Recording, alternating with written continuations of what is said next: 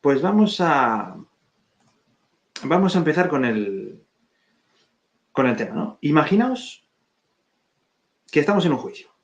Vamos a demostrar, somos los abogados, y vamos a probar el caso de la resurrección histórica de Jesús. ¿Bien? Bueno, vamos a dar tres tipos de pruebas. Pruebas como las que se dan en los juicios. Por un lado, la prueba ocular. Segundo, la prueba de las apariciones. Y tercero, la prueba circunstancial. Con estas tres pruebas vamos a sustentar el caso de que Jesús realmente resucitó, basándonos en la historia. Bien. Bueno, la primera prueba, la prueba ocular. Esta prueba es muy importante en un juicio. Os voy a contar el caso de Leo Carter. Es un caso real. Leo Carter tenía 17 años cuando presenció a un tal Baptiste asesinando a un hombre.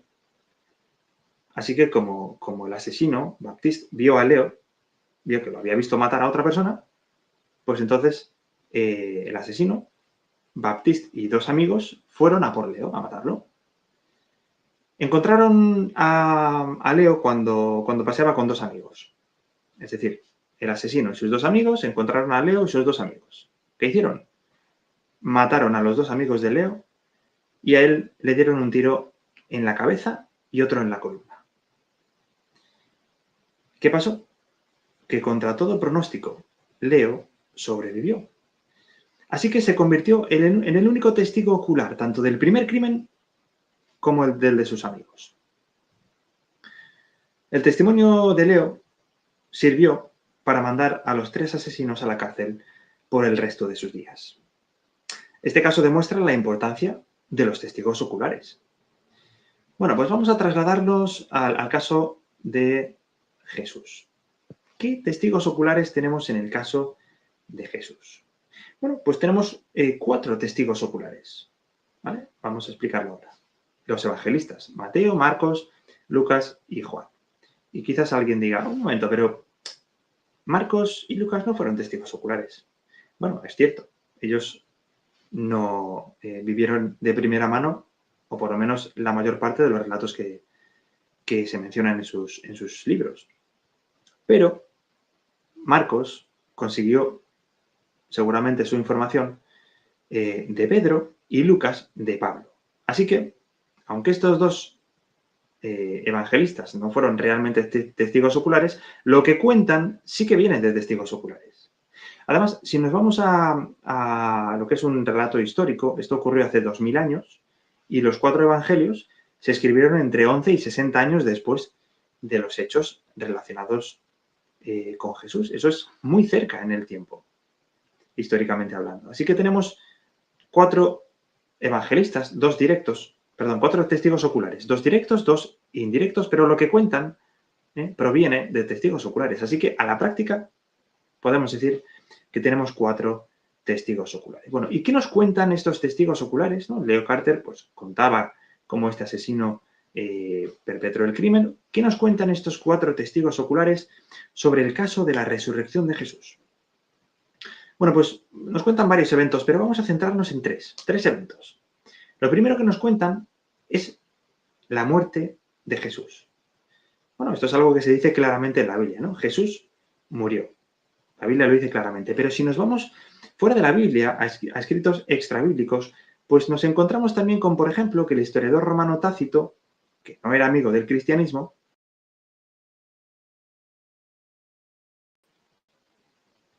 había sufrido la pena de muerte sentenciado por el procurador Poncio Pilato. Así que tenemos evidencia de esto incluso fuera de la Biblia. Jesús murió. Además, la muerte, dicen los evangelistas, que fue una ejecución pública, de modo que hubo muchos testigos de que murió, entre ellos María, la madre de Jesús, Salomé, María Magdalena, el apóstol Juan y otros más. Así que no hay duda, los testigos oculares nos cuentan que Jesús falleció. El segundo hecho, sí, se me fue la señal por un momento, es cierto, pero creo que no ha sido un par de segundos. El segundo hecho que nos cuentan los testigos oculares es el entierro de Jesús. Y hay un detalle sobre esto bastante curioso, ¿no? Y es que vamos a imaginarnos que nos vamos a inventar la historia de la muerte y resurrección de Jesús. No ocurrió en la realidad, nos lo vamos a inventar. Bien, ¿a quién escogerías para enterrar a Jesús? Pues quizás al apóstol Pedro, a Juan, a María, la madre de Jesús. No es posible, ¿no? Alguien importante, alguien de peso, ¿no?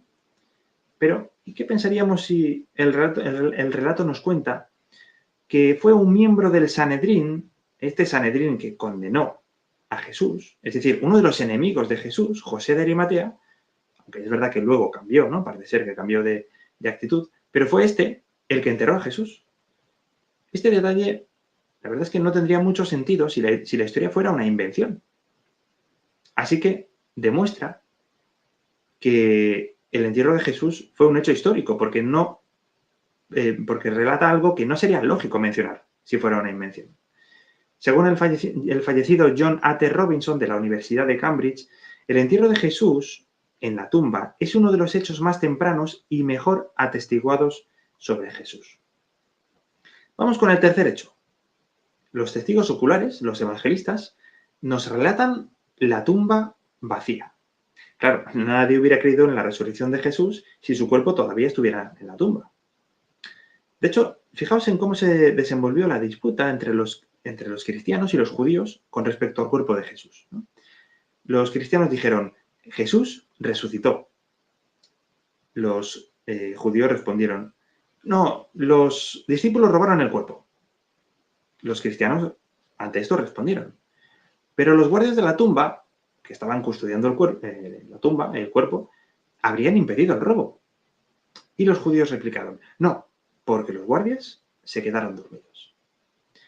Bueno, ¿qué demuestra esto? Bueno, pues básicamente que el cuerpo de Jesús no estaba en la tumba. Porque si el cuerpo hubiera estado en la tumba, los judíos no se hubieran tenido que inventar la historia de que los guardias se habían dormido. Simplemente hubieran dicho, mirad, aquí está el cuerpo de Jesús, ¿cómo que resucitó? No, si está su cuerpo aquí. Pero no dijeron eso. Ellos admitían que el cuerpo no estaba. Es más, es curioso que ellos dijeran que los discípulos robaron el cuerpo y a la vez que los guardias se habían quedado dormidos.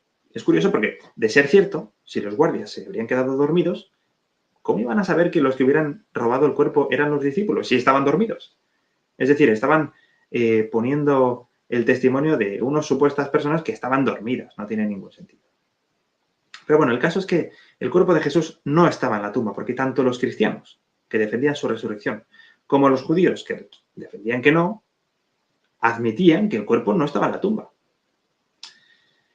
En resumen, los testigos oculares, los evangelistas, nos cuentan que Jesús murió, que fue enterrado y que su cuerpo no estaba en la tumba. ¿Es esto suficiente para demostrar que Jesús resucitó? Bueno, es un buen paso, pero todavía no.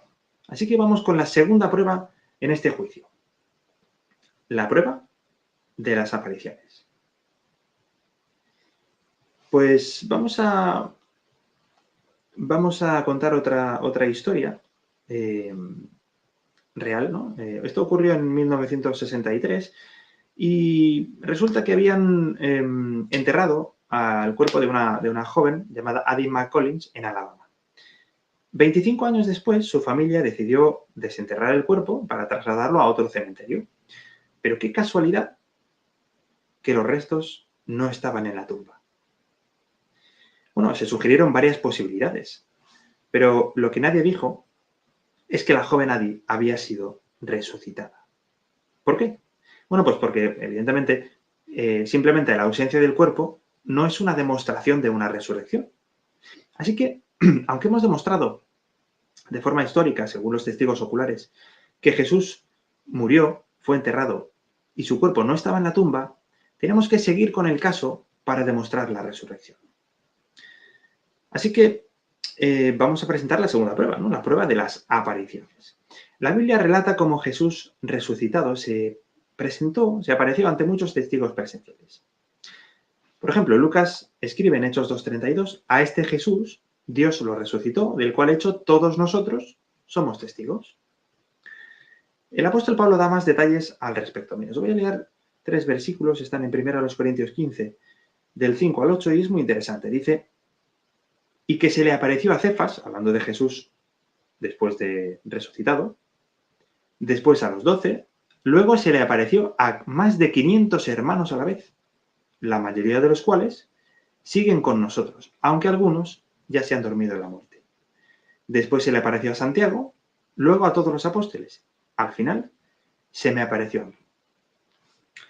Bueno, esto es muy interesante porque lo que estaba diciendo Pablo es que habían 500 personas, entre otras, ¿no?, a las que Jesús se le había aparecido después de muerto.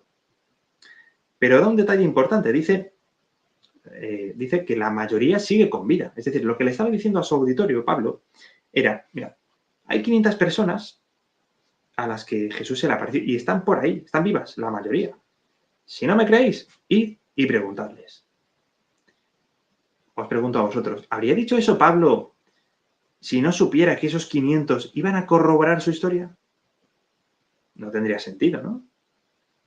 Así que el hecho de que Pablo mencionara a estos 500, pues es una prueba de que las apariciones eran reales, de que muchas personas habían visto a Jesús resucitado. Pero aún hay más.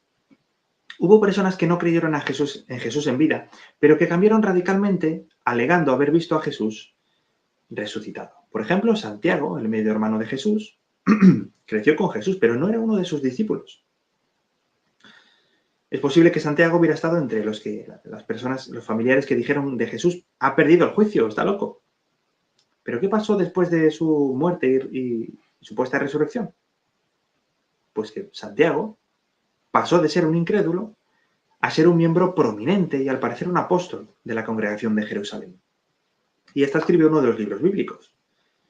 ¿Cuál fue el motivo de este cambio? 1 Corintios 15:7, lo hemos leído. Jesús se le apareció. Así que, ¿qué explicación tendría esto? Si en vida Santiago no había creído en Jesús, necesitaba algo tremendamente importante para creer en Jesús. Una aparición después de muerto sería una prueba convincente. Pero quizás el caso más destacable es el de Saulo de Tarso, que pasó de ser un perseguidor del cristianismo a predicar que Jesús era el Mesías.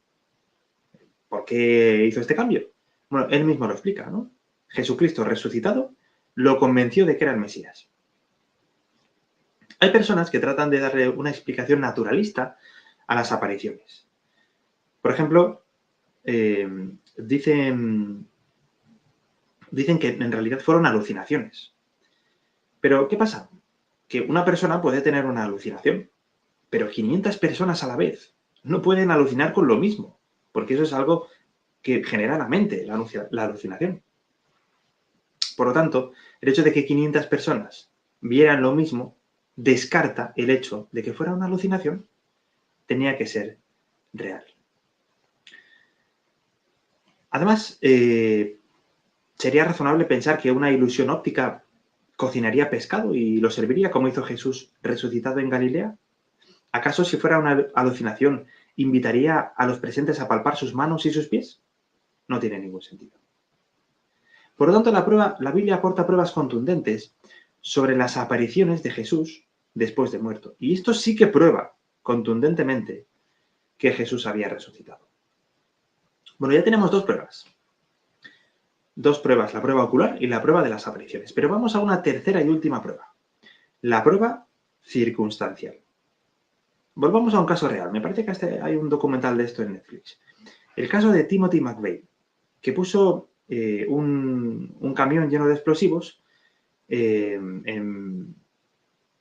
mató a 168 personas.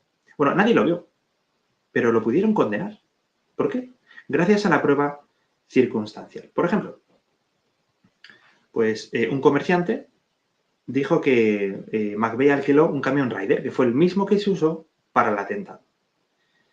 Un amigo de McVeigh dijo que McVeigh había hablado de bombardear el edificio por su ira contra el gobierno. Y un científico dijo que la ropa de McVeigh tenía explosivos cuando la policía lo arrestó. Se juntaron con más de 700 pruebas, desde comprobantes de hotel y taxis a registros telefónicos. La evidencia circunstancial compuso un caso tan fuerte que incluso sin testigos presenciales pudieron condenar a McVeigh. Bueno, ¿y cuál es la evidencia circunstancial en el caso en que estamos nosotros? En el de la resurrección de Jesús. Bueno, se podrían citar muchas pruebas circunstanciales, pero vamos a citar 3. La primera es que los discípulos murieron por sus creencias.